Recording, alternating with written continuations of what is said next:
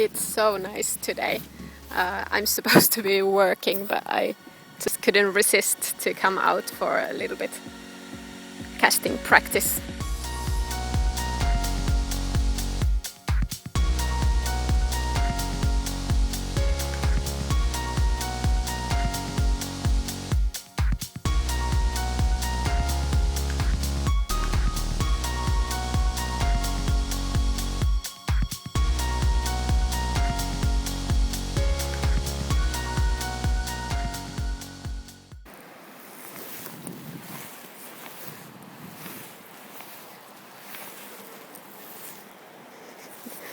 I'm here at my little pond, not my pond, but the nearby lake or pond, and it's still frozen, as you can see, but look, there's a little open water there, so I can actually practice with open water.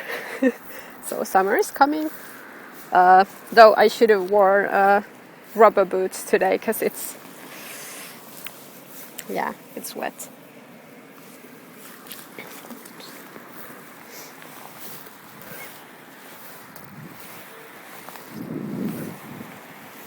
Practice hours, the let's say second, second, third, fourth, and so forth, out of 10,000. What the heck is going on?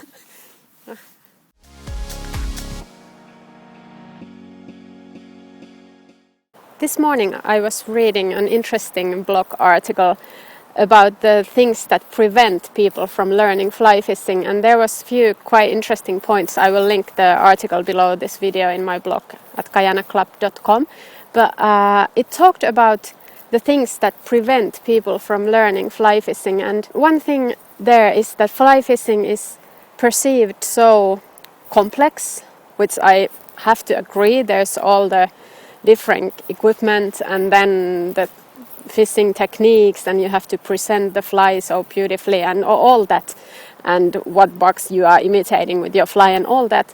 But then I think it's such a pity if people get caught up in that perceived complexity, which is there, but I think it's the kind of the second step when you get swept into it, that you never run out of stuff that you can learn about fly fishing.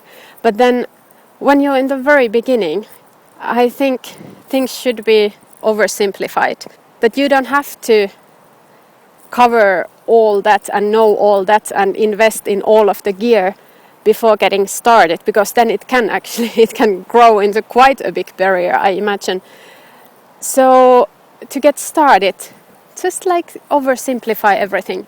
Have a rod with some kind of line that kind of matches the thing, but don't make it into a huge complex science, that what kind of fly line and what kind of leader and all that stuff. Just have something, and then when you get out into nature, that's kind of when it all starts. So in my opinion, that's already fly fishing, when you have some sort of rod in your hand and you are out in the nature.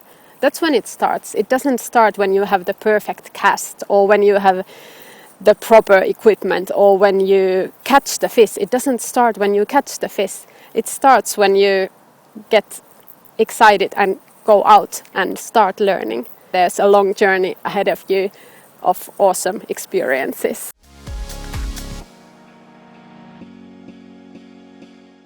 Suddenly it's like full on spring.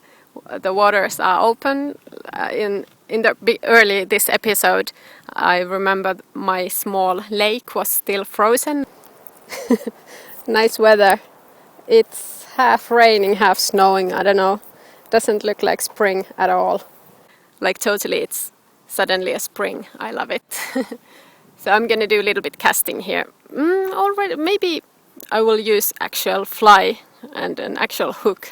I don't know. Maybe not here because I don't have a fishing license here, but I'm gonna go to my small lake and actually use a real fly, because until now I have been practicing with just a piece of yarn tied to the tippet. So I love the spring. Bye.